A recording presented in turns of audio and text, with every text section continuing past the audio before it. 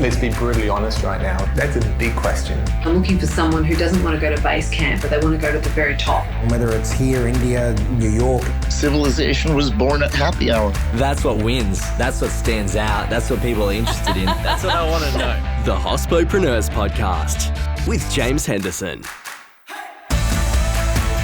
Hello and welcome to episode 105 of the Hospopreneurs Podcast.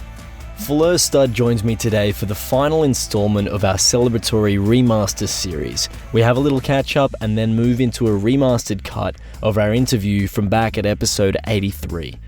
Next week is going to be brand new. It's going to be fresh and exciting. I won't spoil who's kicking things off, but I will say that we'll be discussing food that isn't a plant or animal.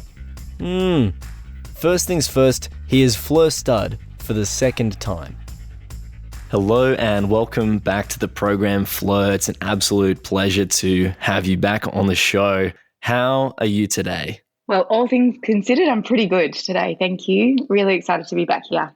The world is a totally different place, obviously, and we are not interacting side by side in a vacant office space. Instead, it's over the interwebs. So we're not sitting beside each other. And I guess I'm going to assume there's so much that's been going on in your world since that brisk winter morning that we caught up last year. What's been going on since we caught up? Probably the most exciting thing that's happened since we caught up is that we have opened a new roastery and we've moved out of Parade Market. Our cafe is still operational there and our retail space, but we've moved our roastery to Brunswick East. So we've got a beautiful new, very big space to roast coffee. It's also where our MCM headquarters are. We've got cupping rooms set up, a green lab, and a lot more space to do things. And we're able to do things in a more safe way for health and safety of our staff. So that's very exciting.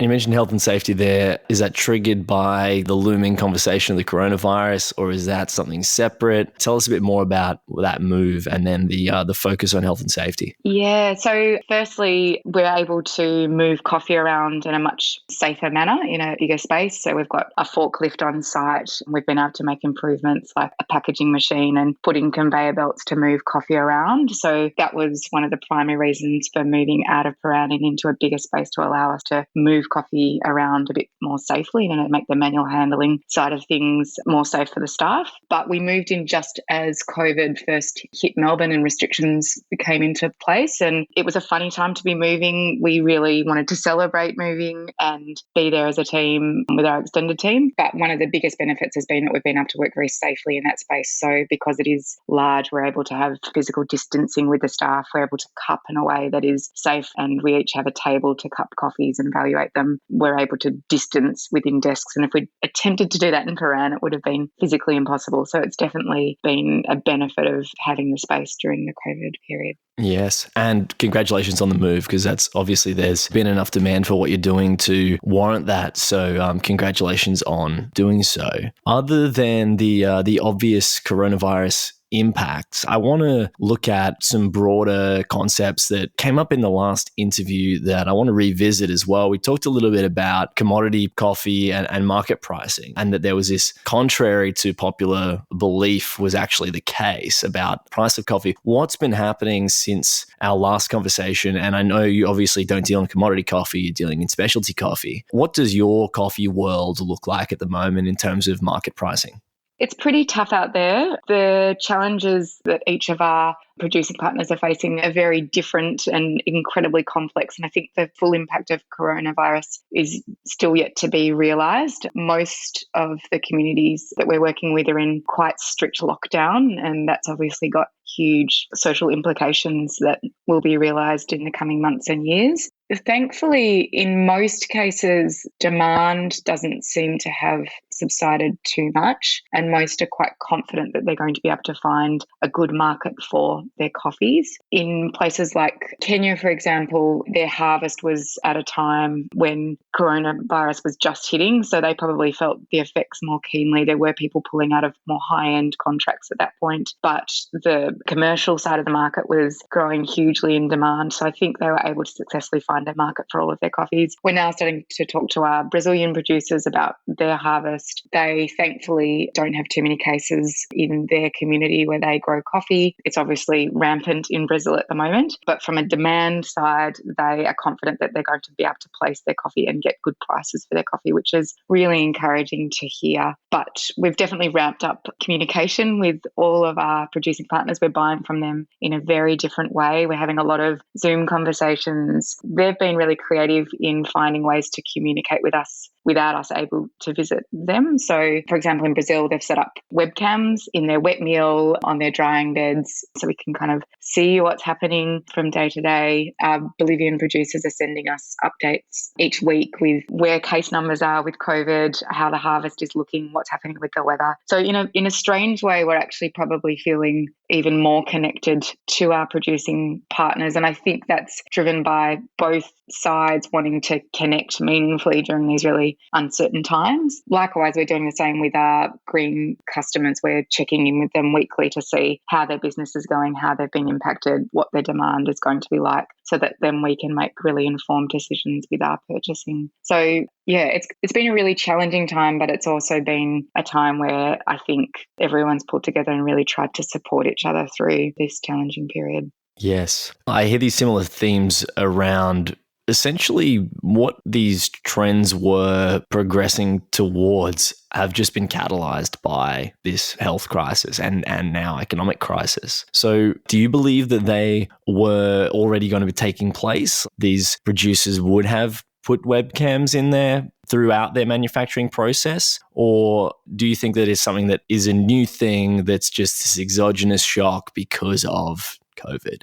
I'm sure it's probably an idea that they'd had and probably never got around to doing it. Harvest is such a busy time for producers, and it's crazy that we all descend on them at that time. So they'll be entertaining and looking after many different green coffee buyers and roasters during the busiest time where they've got the most demands on trying to produce exceptional coffee and look after the quality in quite a crucial time. So they're going to have a lot more time and space to not be looking after us and be focusing on the coffee. So I think it's forced them to maybe be more creative in finding other ways to connect with buyers. But I think there'll be some really positive changes from that. As a team, we're really excited because usually it'll be one or two of us that will be visiting a particular origin to purchase coffee. And there's so many things that we learn and are exposed to when we're there and that we wouldn't get exposed to being here, but it means that we don't get to buy the coffee as a team. Whereas this year we'll be probably 6 or 8 of us around a cupping table, tasting the coffee, making purchasing decisions together. And that's really unique and something that we haven't done for a long time. We'll do it live over Zoom with the producer, so we'll feel connected to them. And in some cases, so yeah, there's definitely positives that are coming up that will mean that probably for a long time after there'll be changes to the way that we purchase coffee or the way that we communicate with our producers that will be positive even when we can go to visit them. From a business perspective, it's obviously much cheaper. You don't have to pay for any of those travel expenses. And from an environmental perspective, there's less fuel being consumed to make those trips, and it is going to save a lot in those respects too. And I know that that's something that you really care about too, and that your operations do focus on those sorts of things. Yeah, and I think the other thing that we've reflected on is that we're extremely lucky that the relationships we have are so established. There's so much trust already there. And so we don't need to be there building the relationship or cementing or understanding how things work. All of that hard work's been done. So it hasn't been as challenging as it would be if we were trying to set up a new place to source from or starting a relationship from scratch. And that's definitely been helpful. For someone starting out, so someone who's wanting to get into the coffee trade, I know it's hard to step right back from the scenario here, but do you think that it's going to be easier or more difficult to build those relationships with suppliers looking forward and using different technologies to interact? I think it's probably becoming easier and easier because of technology. Producers are online now. They have Instagram accounts. They have websites. They're using technology like Zoom or FaceTime or Skype to connect. So I do think it is a lot easier. And because of this crisis, they'll get better at also doing things like sampling and sending samples to customers and getting used to people purchasing coffee in this way. So in some ways, I think it'll be easier. I think there is so much that I learn every time I travel to any of our producing partners' farms or cooperatives, and I would never want to not be able to do that again because it's the subtle things that you take in when you're there. But I think there'll definitely be positives that come out too. What about on the retail end? And how a retail space is going to change? Yeah. So I think Market Lane's been extremely lucky in that our core focus is coffee. We don't do food. And in terms of the impact on the business, we're not trying to make up lost revenue for not selling poached eggs or smashed avocado on toast or anything. Demand for coffee seems to be relatively stable. The mix is changing. So we've got a lot of people that are purchasing online. They're buying more beans. They're making coffee at home. And for us, that's a really exciting change to the industry. It's something that we've always really wanted to drive and change behaviour in. And people are investing in coffee machines or coffee brewing equipment and starting to brew coffee at home because they can't go into their coffee shop on the way to work or they're stuck at home more. So for us, that's really exciting. We haven't tried to pivot too much. We've really just tried to focus on doing what we do and doing it really well and providing great service to our customers. And yeah, I think that's been key to surviving this for us, is just not trying to reshape our business model too much, but just do what we do well. In the cafe spaces, we don't have dine-in coffee anymore, so it's all takeaway coffee. And in some communities, our coffee shops are busier, weirdly, because they're part of neighbourhoods where people are staying at home. Other places, it's been incredibly tough, like the CBD. The city has just been dramatically impacted by the virus. So we really hope that things change so that the city comes to life again. Yes. Noticing that change that you mentioned in consumer behaviour, do you have any plans in your roadmap to be looking at coffee equipment and consumer coffee equipment? Because I know that that's a space that a lot of people have looked at or at least tried to cater to. Is that something that's on your roadmap? We are talking with La Mazzocco at the moment about retailing their machines, but what we have chosen to showcase and sell on our website is equipment that we love and use at home and have used for many years. So we've tried to be quite selective in what we've chosen to showcase. And so I think we'll continue to do that. Obviously, the margins on equipment aren't amazing. So it will never be a huge part of our business other than just helping people brew great coffee at home. The focus for us is definitely on sourcing great coffee and getting it into people's homes. Fantastic. My last question is still looking at the future of coffee and I guess focusing more on trade. How do you see things changing? I can't remember if we brought up, and listeners will hear in the following episode whether we did, if we discussed anything regarding cryptocurrencies or blockchain methods to be tracking things in that process. Is that something that you've looked into at all, or anything that you're looking at? How is that tracking and tracing taking place in your world? Well, it's not at the moment, but it probably is something that we should be looking at. I think it makes sense, absolutely. You're obviously sending large amounts of currency to producers, so having it be fully traceable and, makes complete sense. So it is something that we should be looking at, but to be honest, we haven't. Okay, yeah, I just wondered if it was something you were looking at because I've seen more and more pop up and more people discussing blockchain technology and cryptocurrencies. Fleur, is there anything else that you'd like to leave listeners with before we run the remaster? I think it's the top episode, most downloaded episode on the show when I last checked. So listeners are in for a treat, absolutely. Anything you want to leave people with? I just want to thank my team during this time. It's been such a challenging time for everyone, and our team have been so supportive of each other and have been so good at communicating. We've done our best to ramp up our communication as much as possible and talk about things like mental health during this tricky period. But I've just been blown away by the compassion they've shown each other, our customers, and I just feel really lucky to work with everyone that I do. Beautiful. Thank you very much, Fleur. Pleasure to have you on again, and stay tuned for the next one if you want to have a quick listen to the remaster. Awesome. Thank you. Hello and welcome to the show, Fleur. Thank you. Excited to be here. It's a pleasure to have you on. As you know, the first question I like to ask is, what is your crazy hospitality story? Yes, so I've been racking my brains for a crazy hospitality story, and I haven't really thought of one that I necessarily think fits the bill, but one of the most special moments I've had in my career was when we first brought out Ricardo Zelaya from Guatemala to Melbourne. He came for MICE, it was the WBC, and he's a producer that we've been working with since 2009, and he came to Australia with his wife, and we brought him into Market Lane Coffee and also took him around Melbourne and around Sydney to visit clients that were using his coffee. And just watching the baristas' reaction when he walked in, many of them recognised him by his face and was so excited for him to walk in, and then watching his face as he saw his coffee on the menu was one of the specialist moments in my career in coffee. That's awesome. Thank you for sharing that little story.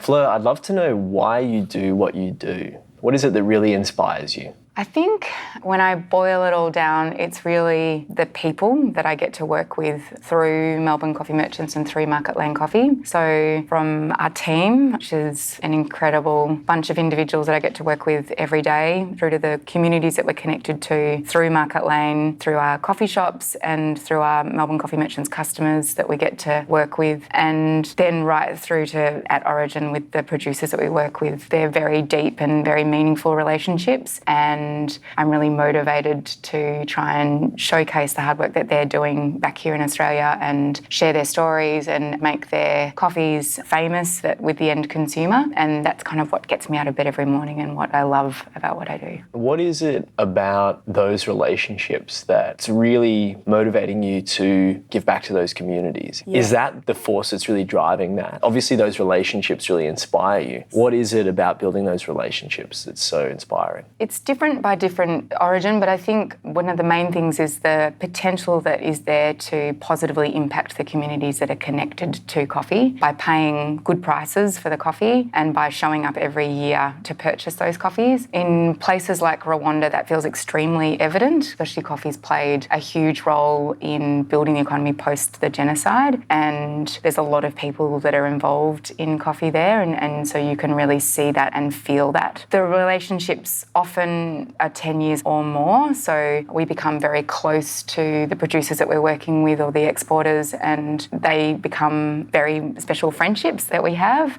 Fleur, I'd love to know what you do. Tell us more about what it is that you do now, because we're going to open up discussion around how you came to do that in just a minute. So just a quick one on what it is that you do now. So I have two businesses. One is Melbourne Coffee Merchants, and we are a green bean importer, and we work with about 7 different producing origins and bring coffees to Australia and sell them to roasters all around Australia. And then I'm also co-owner in Market Lane Coffee that I own with Jason Sheltis and Jenny Bryant. Both businesses are about 10 years old, and in terms of my role between the two businesses, in Melbourne Coffee Merchants, a lot of my focus is on sourcing, and then within Market Lane, I look after a lot of the communications in terms of the website and helping produce copy for postcards and customer communications. And I look after a lot of the branding and design elements as well. Yeah, so I guess kind of marketing within Market Lane, and then more of the sourcing and producer relationships in Melbourne Coffee Merchants. Marketing for Market Lane and coffee copy. Yes. Yeah.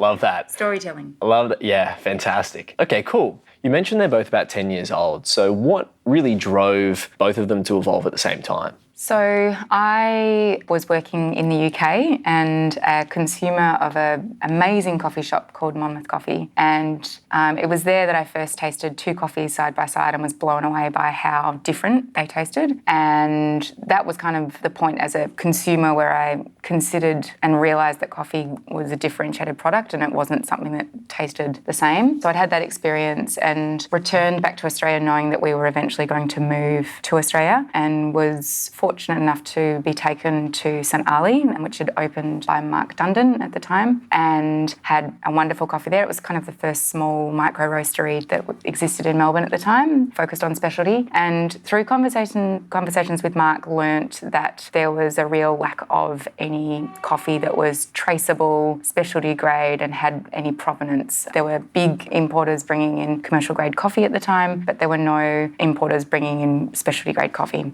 So at that point, I identified that there was a gap in the market and I had a keen interest in coffee, but needed to work out whether it was something that I could be really passionate about and build a business around. So I returned back to the UK and worked at Monmouth, asked them for a job, and they were very kind and allowed me to work for them for about a 6 to 9 month period. And I worked for them for free, but they in return showed me the entire business. So I worked in the roasting team, I cupped with them, and I also worked in their retail shops. And it was there serving coffee to customers that my mind was blown, and I was so excited by helping customers find the beans that they wanted to use at home and showing them how different they could taste and explaining why they tasted different. And that's when I really fell in love with coffee and decided it's what I wanted to do. So I returned to Australia and set up Melbourne Coffee Merchants, which is the importing side of our business. And it was very small at first. Our first shipment was 1 pallet of coffee for Mark at 7 Seeds. And it was really just a trial to see how easy it was to get through customs, how the coffee landed, if it tasted good. And Mark was really happy with the coffee. So we decided to ship another pallet of coffee. At the time, we were working with a business in the UK called Macanta, and they were a green bean importer. So we were essentially just representing their coffees here in Australia and shipping the coffees from the UK. And from there, the business started to organically grow. So our customers after that were Coffee Alchemy in Sydney, The Source, which was owned by Russell Beard. He's gone on to open Ribbon Hills. We sold to auction rooms in Melbourne. And slowly, through word of mouth, people started to order mixed pallets of coffee, and the business slowly grew. I was very lucky at that time that the industry was very much in its infancy. So I didn't have a lot of knowledge about coffee, but no one else did either. So together we learnt to cup. I started to learn a lot more about the coffees that I was bringing in. I started to travel to Origin, and it was a really exciting time to be in coffee. About 12 months after Melbourne Coffee Merchants was established, business was growing, but I felt a sense of, I guess, frustration and a little bit limited by being a B2B only business. There was only so much I could control in terms of the way that the coffees were being presented to customers, the stories that were being shared, what people were choosing to buy and what they were using it for. And there was still a lot of people coming to Melbourne Coffee Merchants to buy beautiful single coffees, but then still using quite commercial coffees for their blend. They were really worried about having a blend that was seasonal and that changed. So I felt quite limited within my capacity. So it was at that stage that I started to think about opening a coffee roastery. At that time, Jason was returning from Monmouth Coffee. I'd met him at Monmouth Coffee and he was returning back to Australia. And we went out for a glass of wine and I said to him, I really want to open a coffee roastery, and if I do, this is what I want it to look like and this is what I want it to represent. And we very quickly realised in that conversation that our values were very aligned and our vision for what our ideal coffee roastery and coffee shop would look like. So he jumped on board and we opened our first cafe and roastery at Paran Market, and that's where Market Lane started. It's interesting because it's the opposite direction to where a lot of cafes grow. You worked a bit in the industry to see if you liked it, and then you went all the way up the supply chain to then come back down to then open a venue. So it's interesting to hear that perspective on things. I'm maybe wondering why you think other people grow the other way as opposed to the direction you guys grew. I think a lot of people, certainly in coffee, start the other way, probably buying from an importer. Their scale is quite small. They become more curious about where the coffee is coming from. They might then travel to Origin. They fall in love with it. Their scale grows, and then over time they may have the right scale to then justify being able to start sourcing themselves, and probably do that in order to feel closer to the product that they are sourcing and to be able to directly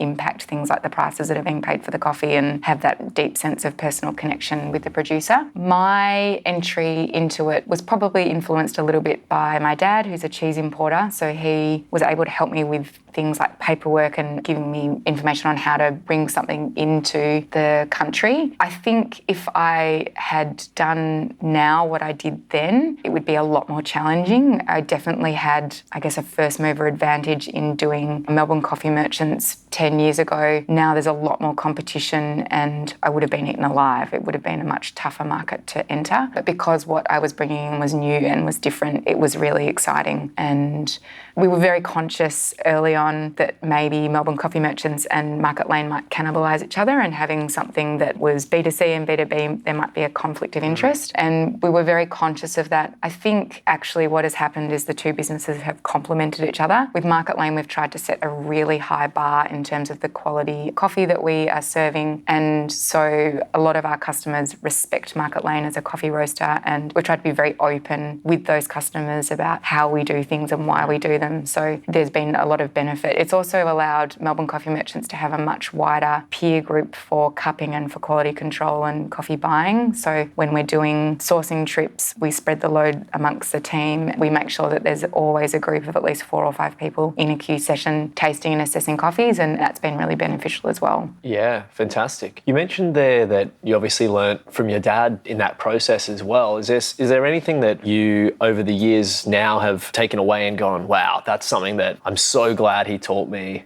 back then? Yeah, I think the influence of Dad probably started from a very young age. We grew up in a household that really celebrated food, and it was a big part of our everyday lives. And we often, if there was a new bakery opening across town or if there was a new farmer's market, we'd be trekking across town to try it and buy the produce and cook together and talk about how it tasted. And that was a big part of our daily home life, and when we travelled, also a big part of that. Dad's business was focused around specialty cheese, and he came into Australia in the 1980s and discovered that there was no artisan specialty cheese. So over 3 decades, he worked really hard to build a market for specialty cheese, educate people about it. And I think the biggest influence he had on me was just watching how passionate he was about what he did. And that was really inspiring and definitely has influenced my approach to coffee. And I think I was really excited when I discovered coffee because I could see the same gap in knowledge and in consumer understanding of the potential that existed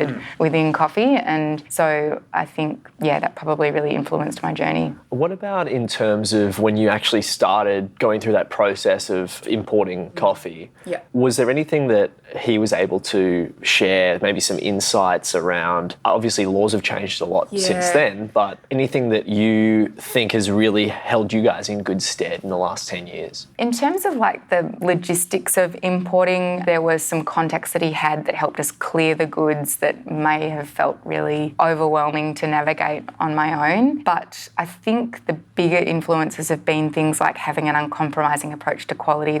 Quality has always been really important to Dad within his business, and that's definitely something that's carried through into the way that we run our business, really caring about the producers. Dad has really nurtured long-term relationships with cheese producers, and again, that's the core value of ours. So it's probably those values that have carried across. To be honest, with our first pallet of coffee that we bought, it came on an LCL shipment, which is like a less than container load shipment mixed with other goods. And we read all the paperwork and went, oh, this is way too complicated. Let's just import it and see what happens. And the worst case is that we've lost $10,000 or whatever the value was on trying to bring it in. And in bringing it in, we realised it wasn't actually that complicated. Cheese is a lot more complicated because it's got to be in a refrigerated container and there's a lot more that can go wrong, whereas coffee is more stable, so it's not as complicated. Wow. There's been a lot of talk on fair trade. I'd like to ask you your perspective because there have been all sorts of opinions around what a fair trade stamp means. You know, when people actually talk about fair trade, some people have said it's just a marketing gimmick. So I'd like to hear what you say about fair trade. So we do get requests in the coffee shop for fair trade coffee, and what we explain to our customers is that our coffee is fairly traded, but it's not a fair trade branded coffee. Fair trade essentially means that the producer is going to get a certain price above the commodity price for coffee, and they're guaranteed to get that price. One of the challenges with it at the specialty end of the market is it doesn't have any relationship with the quality of the coffee. So it's not guaranteeing or giving a premium for a certain quality of coffee, and it also doesn't guarantee demand. So it guarantees a minimum price, but it doesn't necessarily mean that that demand is going to be there for that coffee. The other challenge is that it often leads to no traceability. So the traceability of that coffee is lost through that process. So for us, we talk to the farmers directly about the price that they want for the coffee. That's generally the price that we pay. And it's much more important to be paying a price that is sustainable for the farmer that will keep them in the business for the long term and be able to invest in their farms and invest in quality in the long term, to be showing up every year, purchase that coffee, ideally purchase more of that coffee and pay premiums for the quality of coffee that they are producing. And that is a much more sustainable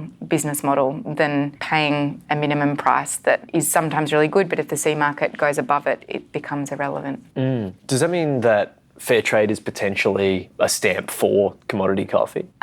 It often is, yes. Instead of, but I mean, not for specialty coffee. Like, should specialty importers, roasters, cafes, baristas be talking about fair trade? Is that just driven by the consumer wanting fair trade coffee? Is it actually something that we should be considering? I think it is important in commodity and commercial coffee, but I don't think it has a place in specialty coffee. I think one of the challenges for the consumer is it's really hard to navigate who is paying fair prices to the producer.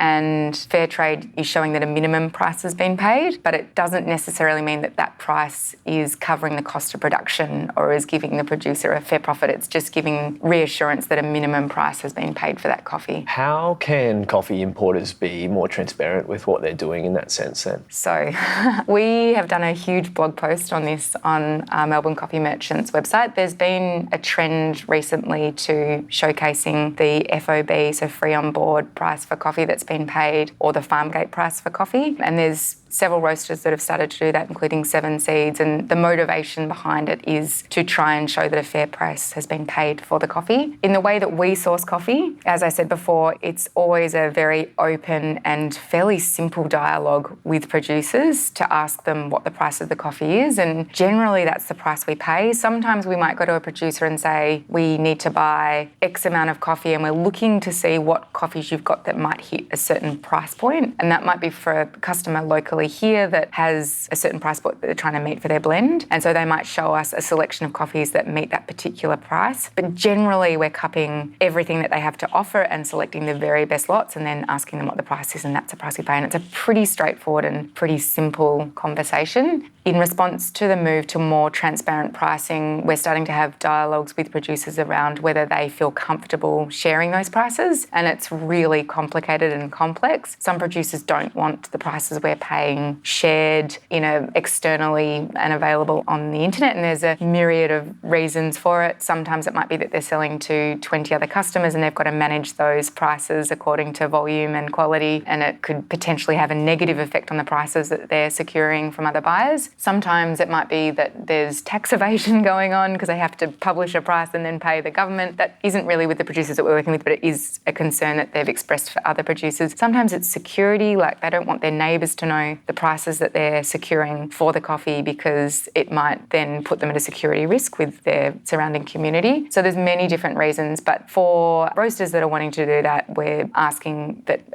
first of all, that we get permission from the producer, and secondly, that from the roasting customer there is a commitment to purchasing over a period of time rather than purchasing spot, so that the producer then has some security in that relationship. But that is just one aspect of transparency. The price is only one tiny part of the puzzle, and there's a lot more questions that need to be asked and information that needs to be shared. We're also trying as much as possible to not just ask things of the producer in terms of the price that they might be paying pickers for the coffee, or if it's a co-op, what they're paying co-op members, but also then be transparent in what we share to them about how we're selling their coffee, where it's ending up, the prices we're selling the coffee at. So trying to make that information exchange go both ways rather than just down the chain. Yes. Is it just an education piece then? It definitely is an education piece. There's a lot of really great roasters at the moment trying to navigate how to improve transparency in the coffee chain. There's some really great initiatives that have been started. There's the Transparency Pledge, where roasters are pledging to communicate FOB pricing. I think the challenge is that to the consumer, those prices are really hard to unpick and to navigate. And I think it's really hard to expect the consumer to do that. So I think as an industry, we need to find a way to make it really easy. So like the Fair Trade certification, there is some kind of way to communicate to consumers that they're buying coffee that has been fairly traded and a price has been paid that is sustainable. But I don't think we've come up with that yet as an industry.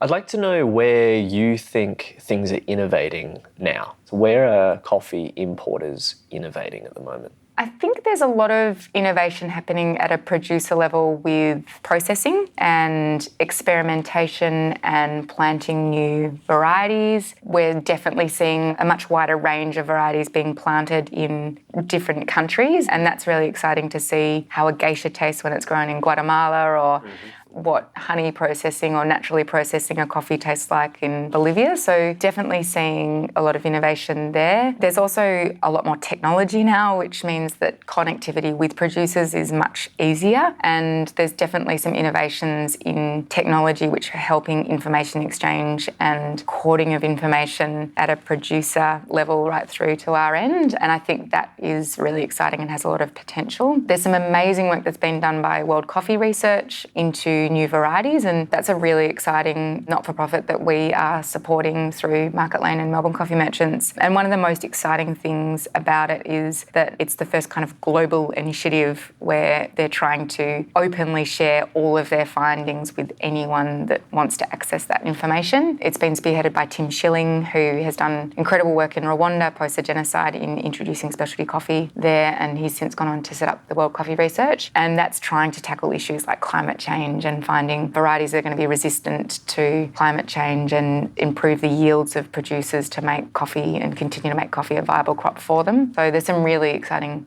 things happening there. Because obviously the price of coffee is increasing. So what factors do you see that being driven by? So actually, devastating, the price of coffee is decreasing. So at the moment, the commercial price for coffee on the New York Stock Exchange is well below the cost of production. It's devastatingly low, and it's been low for quite a few months. And as a result, there's a lot of coffee producers, especially within places that have the potential to produce great quality coffee, are starting to exit coffee and plant other crops that are going to offer them a better source of income, or they're completely abandoning their farms altogether. So that's where, as an industry, a lot of people have stepped up and have started to talk about trying to improve transparency in the coffee chain to allow roasters that are paying prices way above the commercial price to be able to market and explain to customers that the prices they are paying are sustainable and viable. So that's where the potential for specialty really needs to step up, and we do need to be making sure that we are continuing to increase the prices that we're paying for coffee. Yes. So where does the confusion come about around the price of coffee? So most coffee is traded as a commodity on the commodity market. Specialty buyers and some specialty coffee roasters and some importers do trade outside of that. A lot of importers use that as a benchmark. So they might say, okay, the commodity market is this, and we'll play that plus a certain premium, but they'll still peg it to the C market.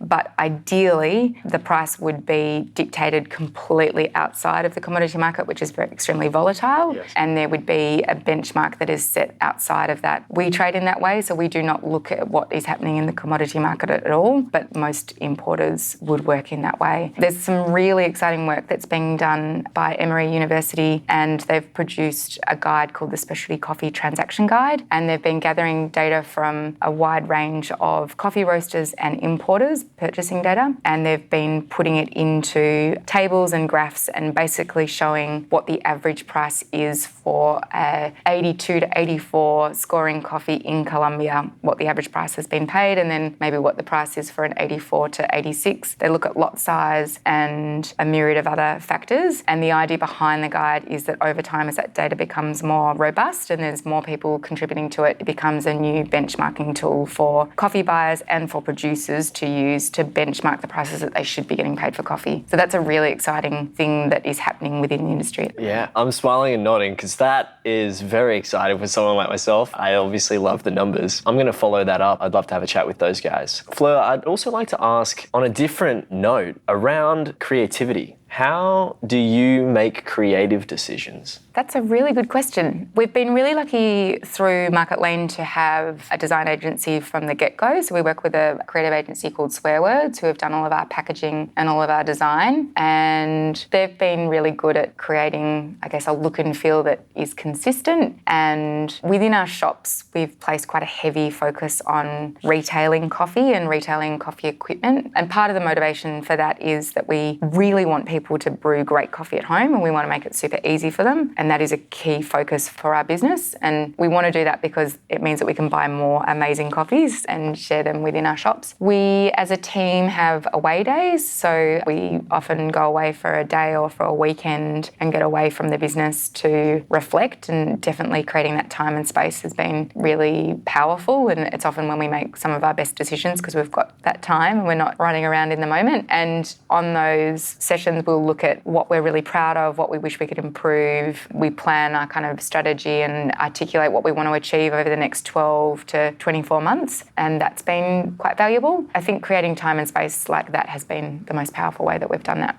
I'd also like to know how you've handled competitors coming into the space over the last 10 years. So the space has changed a lot. Especially coffee industry has changed a lot over the last 10 years, and in many ways, in very positive ways. In terms of competition, we don't really consider other specialty roasters in the space for Market Lane to be our competitors, because we're all gunning for the same thing. We all want to improve the quality of coffee that's available. We want to make sure that producers are getting paid great prices, and we want to build the market for specialty coffee. So I definitely don't perceive specialty coffee roasters to be our competition. It's definitely more at the commercial end that we would perceive to be our competition. With the green bean side of the industry, that is also fiercely competitive. I do think it's good competition. I think there's probably a little bit of oversupply, but generally I think the competition is good. It makes us stay really focused on making sure that the quality of coffee that we're bringing in is the very best that it can be. We don't really take too much notice of it, to be honest. We really try and just focus on doing a really good job and providing really good customer service to our customers. I think now the Australian market is maturing quite a bit, and that has had some negative impact. So I think one of the negative impact has been in the roasted wholesale market. There is a lot of roasters in the space all competing for wholesale roasted coffee, and that has led to downward pressure on wholesale prices, the average wholesale price. And as a result, I think the quality of the green coffee that people are putting in their blend has been reduced because they can't sustain the prices for better quality coffee. So I think that's really disappointing, and I don't know what the solution is to change it, but I think one of the challenges has been that the average price of a cup of coffee in Australia has not increased like it has in other countries. So I was in the States recently, and a cup of coffee over there is $5, $6, and here it's $4.50. In Sydney it's probably lower. So I think as an industry and as leaders in the specialty coffee industry, we have a responsibility to increase prices to allow for cafes to make more money from coffee, to then allow them to buy better quality green coffee to put in their blends. That is one of the downsides of the intense competition. What's your biggest challenge right now?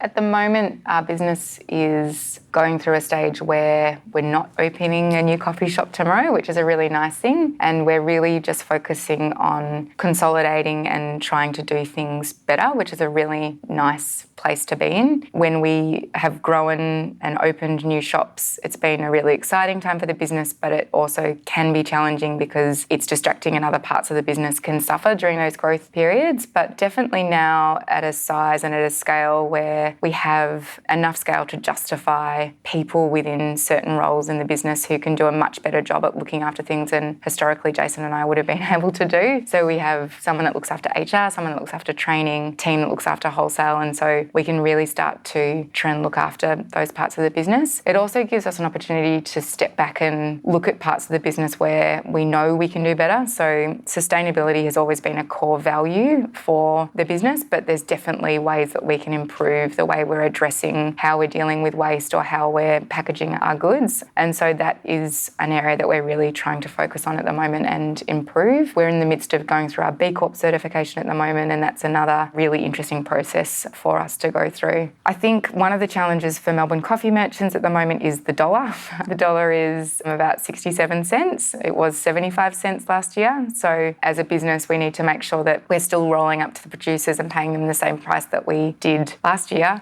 But locally here with roasters, explaining to them why the prices have increased. So that's one of the challenges on the green side. And on the currency front, some of these countries, having a finance background myself, they may be pegged to the US dollar. Yes. Yep. So they might not have floating currencies as well. So obviously, you're highly dependent on the US dollar. Yeah, and all of the coffee contracts are negotiated in the US dollar. Yeah. So one thing that is often forgotten is some countries will be dealing with their own currency fluctuations in relation to the US dollar, and that can either be positive or negative, but all of our negotiations are in the US dollar. So we do hedge and we do things, but there's only so much you can do with that. And then, at the moment it's tough. See, that's an exciting world for me. I'm going to, outside of this show, I'm going to be looking a lot into that. I'd like to know, Fleur, ultimately, where do you want MCM and Market Lane to be? This is a really interesting question, and one that I often struggle to answer. If you'd asked me 10 years ago if we would have 6 coffee shops with Market Lane, I I would have said absolutely not.